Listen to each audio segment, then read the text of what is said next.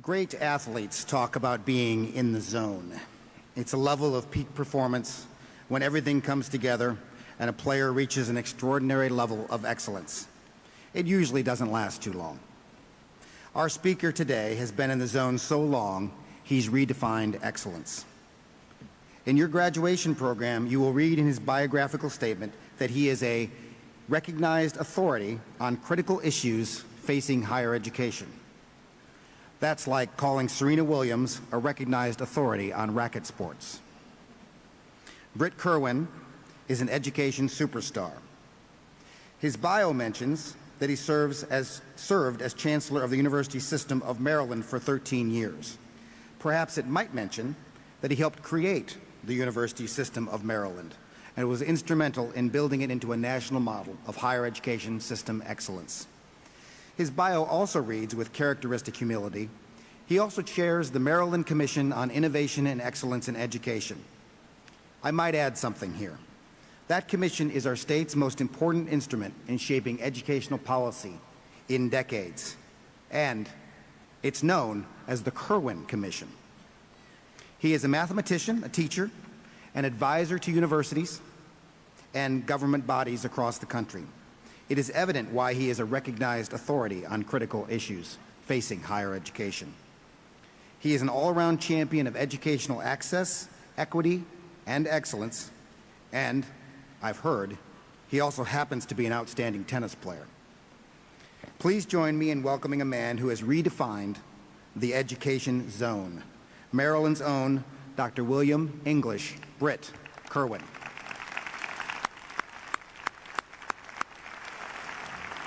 So extraordinary. Thank you very much. We'll have to hit some balls sometime. Yes, absolutely. My goodness. Thank you, Dean Morphew, for that wonderful, wonderful introduction. As I once heard someone say, it was an introduction that would have pleased my father, but only my mother would have fully believed it. What an honor to be asked to be the commencement speaker at one of the nation's and world's top-ranked schools of education. To all of you soon-to-be graduates, let me offer my heartfelt congratulations. To reach this point, you have passed all your final exams and paid all your library and parking fines. The only remaining hurdle standing between you and your degree is the ritual commencement address. I'm told that a favorite trivia question at college reunions is, can you name our commencement speaker? An even harder question is, can you recall anything the commencement speaker said? Believe it or not, I can actually recall something the commencement speaker said at my high school graduation some 62 years ago. He began with the line, 1 year from now, you won't remember my name. And the only thing you will remember about my dress is that I said you won't remember anything else. And you know what? The man was exactly right. So with this dose of reality, and knowing that I stand between you and the real purpose of this day, I promise to be brief. However, I do have a few important things to say to you today. First, no graduates at commencements across this country this spring have chosen a more important profession for the future well-being of our nation than you and your peers who are entering the field of education.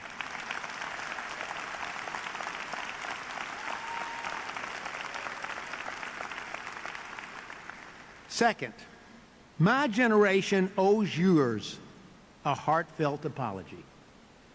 We benefited from an education system that 50 years or so ago was a world leader in high school completion rates and in the proportion of high school graduates who went on to earn a college degree.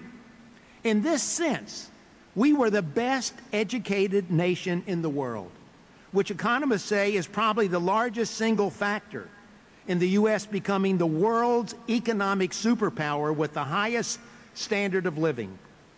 Tragically, we are at risk of losing both of these attributes because we have allowed our pre-K to 12 education system to atrophy. You've probably heard of the Organization for Economic Cooperation and Development, or OECD. It collects data on all sorts of indicators for the world's most advanced economies. According to a recent OECD report, the U.S. now ranks 17th in high school completion rates. Moreover, in the span of a few decades, we've dropped from the top rank in the percent of adults with at least a bachelor's degree to second-tier status in this regard. According to a Bureau of Labor Statistics data, in 1999, just 20 years ago, the U.S. had the world's highest proportion of 24 to 65-year-olds with a bachelor's degree and was tied with Norway for the highest proportion of 25 to 34-year-olds with a four-year degree. Fast forward to today. The U.S. is tied for sixth with two others in the proportion of 25 to 64-year-olds with a bachelor's degree, and tied for 12th with three others in the proportion of 25 to 34-year-olds with a four-year degree. What a dramatic drop in just 2 decades. The data on 25 to 34-year-olds is especially alarming. It shows other nations are rapidly passing us by and strongly suggests that our standing in college degree completion is not likely to reverse in the coming years, but instead will continue to fall. Clearly, we are on the verge of losing the competitive advantage we have enjoyed for decades because of our declining levels of education attainment. This places our nation at grave risk, especially in an economy dependent on brain power and a well-educated and highly skilled workforce. There's a second reason our declining education performance is of such grave concern and poses such a threat to our nation's social well-being. From its inception, our nation has been seen around the world as the shining city on a hill, the land of opportunity. Perhaps the most basic element of our national identity is the proposition that the economic stratum of a person's birth does not determine his or her station at the end of life. Fundamental to our national values is the ingrained belief that ability and hard work are all that are needed in America to enjoy a successful career and a high quality of life. In today's economy, however, with such a demand for a well-educated workforce, achieving the American dream most often requires a post-secondary credential. So how well are we doing in ensuring low-income students have equitable or even somewhat equitable access to college degrees? The truth is not well at all. The proportion of lowest quartile income students earning a college degree within 6 years of high school graduation has hardly moved over the past 40 years and is still under 10%. 10%. Whereas at the top quartile of income, the proportion with a college degree has almost doubled and is now close to 80%. The sharp difference in college attainment based on income is the driver of the growing income disparity in the U.S.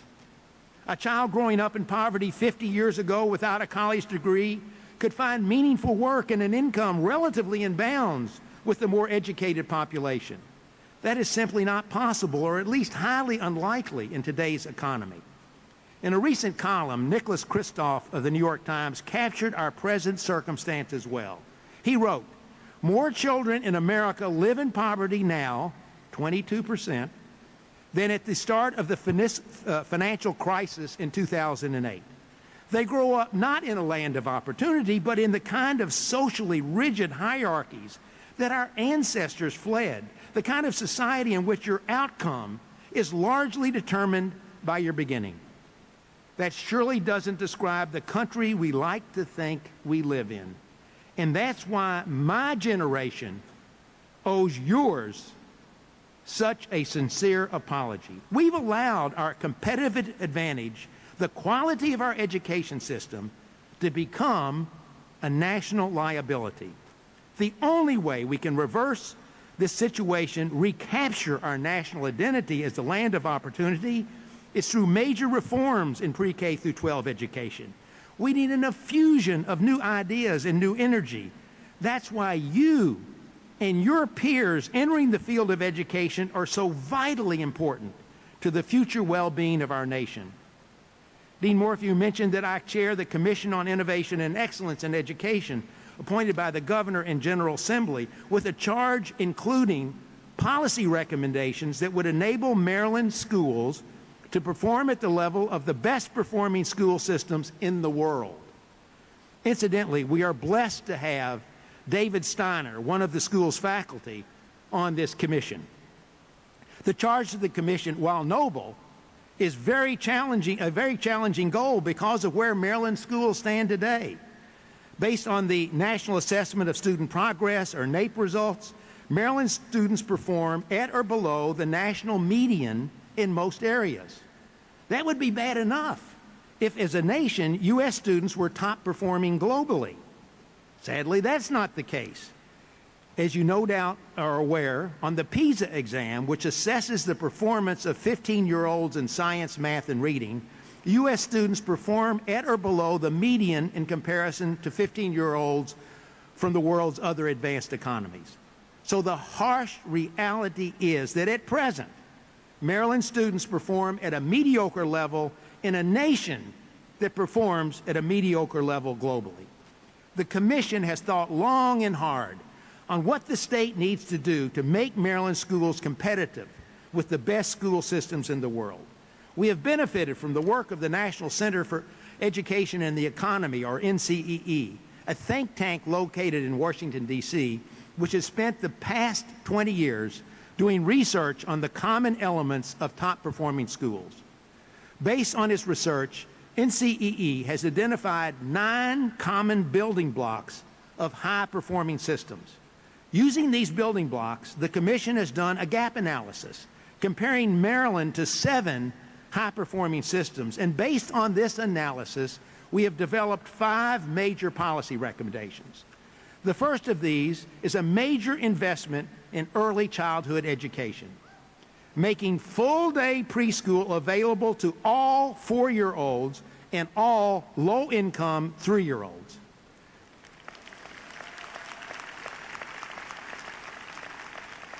Incidentally, in a recent OECD report, the U.S. lags well behind most other advanced economies in providing access to preschool.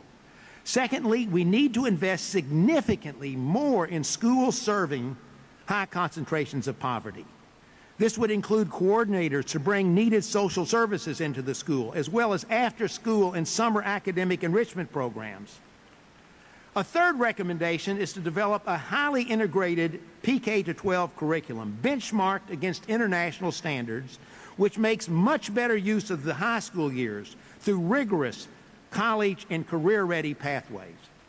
Fourth, we believe it absolutely essential that our state, and by extension our nation, turn teaching into a high-status profession through more rigorous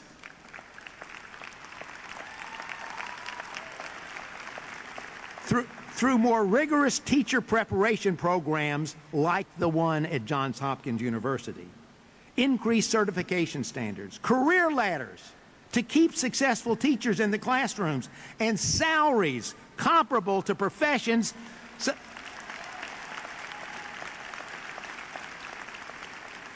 such as accounting, nursing, and architecture, requiring comparable levels of education. In addition, we must give teachers more time for collaboration with their colleagues to develop curricular and pedagogical innovations. Without exception, this is the nature of the teaching profession in all high-performing systems. And finally, we need a much stronger system of accountability. The U.S. already spends way more than other countries on education and gets only mediocre results. The Commission is very aware that in this era of accountability, our recommendations will die on the vine if the public doesn't have confidence that new expenditures will be tied to improved results. The Commission's recommendations lay out a very ambitious multi-year agenda for Maryland. Full implementation will require a decade or more of dedicated and persistent effort.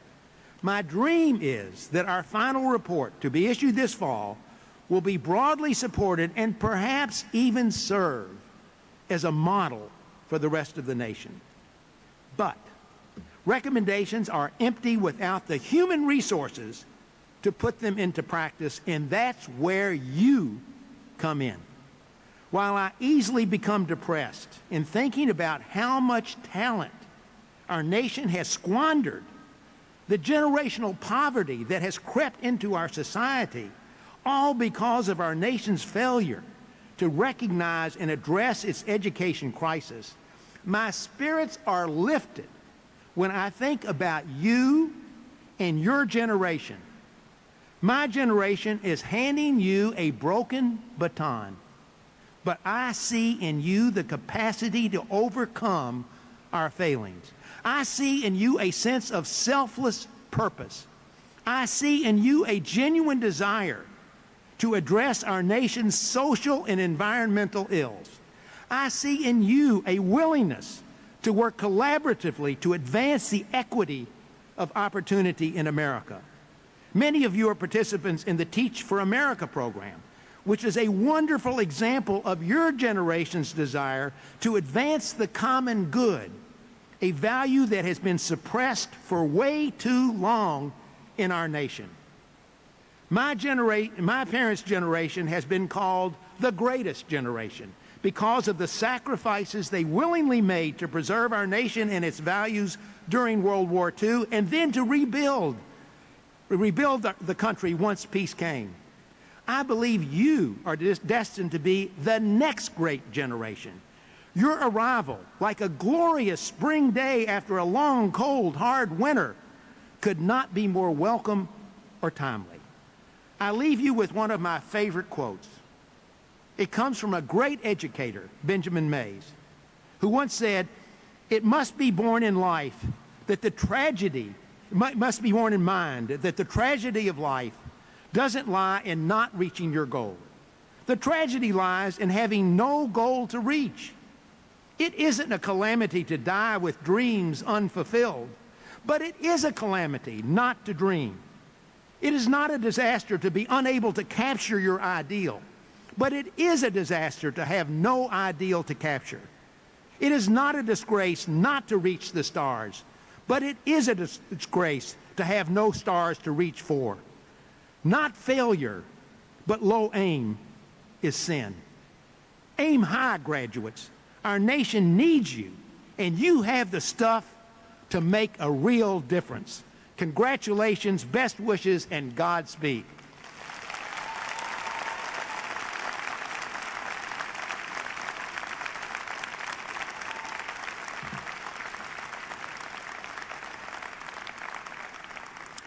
Dr. Kirwan, I have to disagree. We will remember you. We will remember every word.